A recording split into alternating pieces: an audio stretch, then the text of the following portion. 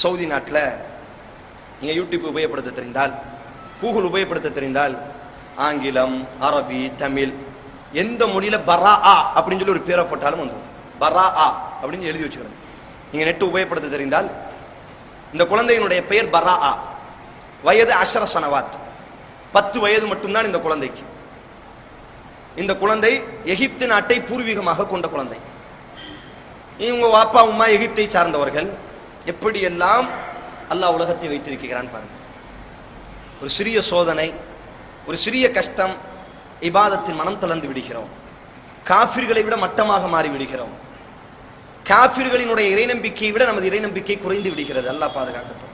அல்லாஹ் வைத்திருக்கக்கூடிய உலகத்தினுடைய இந்த மக்களை பாருங்கள். நீங்க இப்பவும் போனால் போதும், இன்ஷா அல்லாஹ். இந்த வீடியோல கூட நான் அந்த வீடியோ கிளிப்பிங் போட்டு விடுறேன். நீங்க பராஆன்னு சொல்லி கூகுள்ல தட்டினா அந்த குழந்தையினுடைய எல்லா கிராத்தையும் நீங்க கேட்கலாம். அந்த குழந்தையினுடைய வீடியோவோடு நீங்க பார்க்கலாம். அவருடைய வரலாறு என்ன தெரியுமா? உங்க வாப்பா ஒரு பெரிய இன்ஜினியர், எகிப்து நாட்டை தாயகமாக கொண்டவர். சவுதிக்கு வருகிறார்.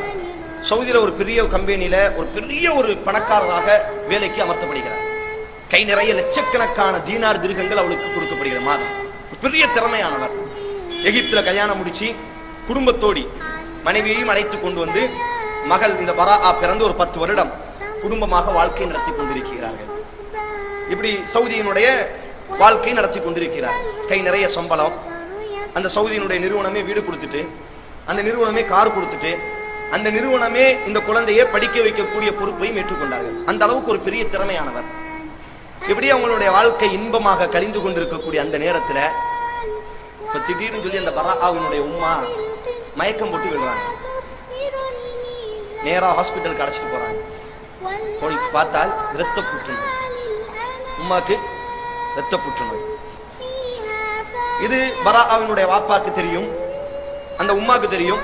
2 பேரும் என்ன நினைக்கிறாங்கன்னா, டாக்டர்களுக்கு தெரியும், புள்ளைட்ட சொல்ல வேண்டாம். டாக்டர் எல்லாம் சொல்லிட்டாங்க, நாளை எண்ணிக்கொள்ளுங்கள், கண்டிப்பாக பராஆவினுடைய உம்மாவுக்கு மரணம் தான், உங்களினுடைய மனைவிக்கு கண்டிப்பா மரணம் தான் இருக்கிறது. உங்க புள்ளைட்ட நீங்க சொல்ல வேண்டாம். அவங்க 2 பேரும் பெற்றோர் என்ன புள்ளைட்ட சொல்ல வேண்டாம், தாயை மரணிக்க போகிறார்.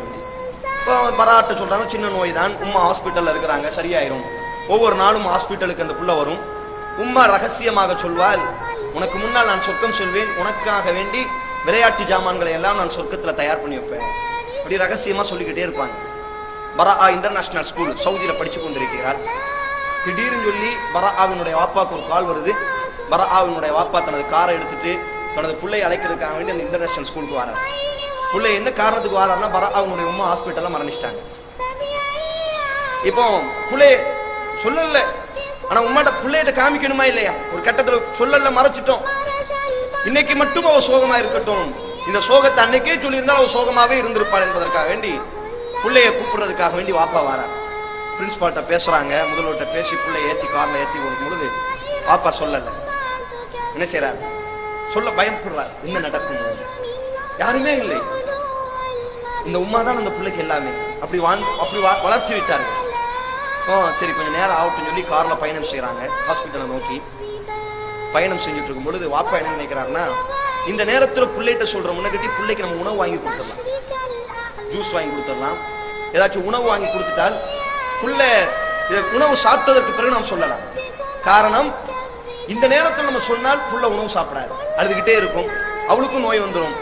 அதனால என்ன செய்யலாம் என்று சொன்னால், கஷ்டங்கள் வரும்போதெல்லாம், உலகத்தில் நெருக்கப்படக்கூடிய அந்த நேரத்தில் எல்லாம் இந்த காட்சிகளை நினைத்து பாருங்கள். அல்லாஹ் இப்படித்தான் உலகத்தை வாழ வைக்கிறார். பெரும்பான்மையான மக்கள் 10 வயது சிறுமியை அல்லாஹ் அலக்களிக்கக்கூடிய விதத்தை பாருங்கள்.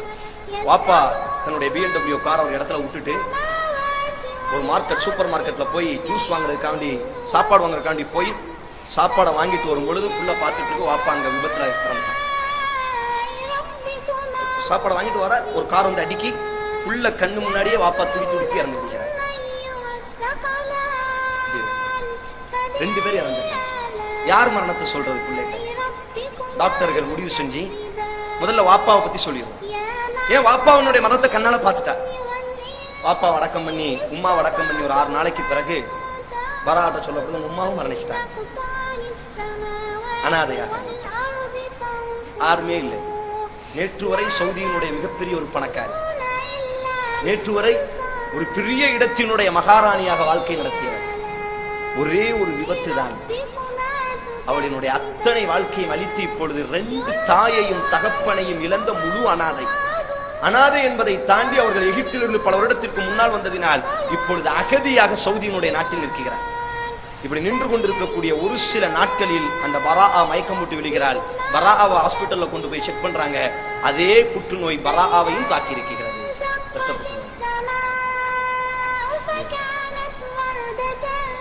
இந்த மருத்துவர்கள் என்ன செய்யறாங்கன்னா, பிள்ளைக்கு யாருமே இல்லை, ஜூம் பண்றாங்க. செய்தி சேனல்களுக்கு எல்லாம் அக்பார் என்று செய்தி சேனல் இருக்கிறது. அதே மாதிரி பல செய்தி சேனல்கள் அரபில் முபாஷரா இருக்கிறது. இந்த எல்லா செய்தி சேனல்களுக்கும் தகவல் கொடுக்குறாங்க. எல்லா செய்தி சேனல்களும் இந்த பிள்ளையை ஜூம் பண்ணி உலகத்திற்கு காமிக்கிறாங்க. இப்போ சவுதியினுடைய ஒரு பெரிய பணக்காரர் என்ன செய்கிறார் என்று சொன்னால், இந்த பிள்ளையை எப்படியாச்சும் நான் பாதுகாப்பேன், எப்படியாச்சும் குணப்படுத்துவேன் என்று முயற்சி செய்து இப்பொழுது அவர் இந்த பிள்ளைக்காக வேண்டி தனது சொத்துக்களை எல்லாம் இழக்க ஆரம்பிக்கிறார். ஒரு கட்டத்தில் லண்டன் கூட்டு போகப்படுகிறது. 2 கால்களும் துண்டாக வெட்டி எடுக்கப்படுகிறது அந்த பராஆவிற்கு. அந்த நேரத்தில் சவுதியினுடைய பள்ளிவாசல்கள், சவுதியினுடைய பல்கலைக்கழகம், சவுதியினுடைய மதரசாக்களில் எல்லாம் இந்த பராஆ விஐபியாக அழைக்கப்பட்டிருப்பார். அந்த வீடியோக்கள் எல்லாம் இப்பொழுதும் இருக்கும். அந்த நேரத்தில் அவள் ஓதிய அந்த குர்ஆன் கிராத்துகள் எல்லாம் இப்பொழுதும் இருக்கிறது. அப்படி ஒரு ஸ்கூலுக்கு அழைத்துட்டு வரும் பொழுது அந்த பராஆவிடத்தில் கேட்கப்படும், வாப்பா இல்லை, வாப்பா கண்ணு முன்னாடி இறந்துட்டார், உம்மா இறந்துட்டாங்க, யாருமே இல்லை, அனாதையாக இருக்கிறாய். ஆனால் இந்த 10 வருட காலத்தில் உன்னை விட நிம்மதியாக வாழ்ந்தவர்கள் யாரும் இல்லை. ஆனால் வெறும் 1 மாத காலத்தில் அத்தனையும் இழந்து முழு அனாதையாக இன்றைக்கு நிற்கிறாயே. மருத்துவர்கள் எல்லோரும் முடிவு செய்து விட்டார்கள், இந்த குழந்தை மரணிக்கத்தான் போகிறது, ஒரு சில நாட்களில் இந்த குழந்தை மரணித்து விடும் என்று முடிவு செய்யப்பட்டு விட்டது. நீ என்ன சொல்ல வருகிறாய்? அந்த நேரத்தில் அந்த சிறுமி சொல்வாள், ஹஸ்புனல்லாஹ் வ நிஅமல் வக்கீல், அல்லாஹ் எனக்கு போதும், அல்லாஹ் இருக்கிறான், பாதுகாப்பதில் மிக சிறந்தவன், நான் பொறுப்பு சாட்டுவதில் மிகவும் தகுதியானவன். யாருமே இல்லாமல் இருக்கலாம், உம்மா இல்லாமல் இருக்கலாம், வாப்பா இல்லாமல் இருக்கலாம், முழு மருத்துவ உலகமும் எனது 2 காலையும் வெட்டி எடுக்கலாம், முழு மருத்துவ உலகமும் எனது மரணத்தினுடைய நாளை குறிப்பார்க்கலாம், தேதியை தீர்மானிக்கலாம், நானும் மரணிக்கலாம், எனது உம்மாவோடி நான் சொர்க்கத்தில் இருப்பேன், எனது வாப்பாவோடி நான் சொர்க்கத்தில் இருப்பேன். ஹஸ்புனல்லாஹு வ நிஅமல் வக்கீல், அல்லாஹ் எங்களுக்கு போதுமானவன், அல்லாஹ் எங்களுக்கு போதுமானவன், பாதுகாப்பதில் மிக சிறந்தவன். ஒரு சில நாட்களில் அந்த பராஆவும் மரணித்து விட்டார். இப்படி எல்லாம் அல்லாஹ் வைத்திருக்கிறார். ஒரு சில சோதனைகள் தங்களினுடைய வாழ்க்கைகளையே புரட்டி போட்டிருக்கிறான் அல்லாஹ்.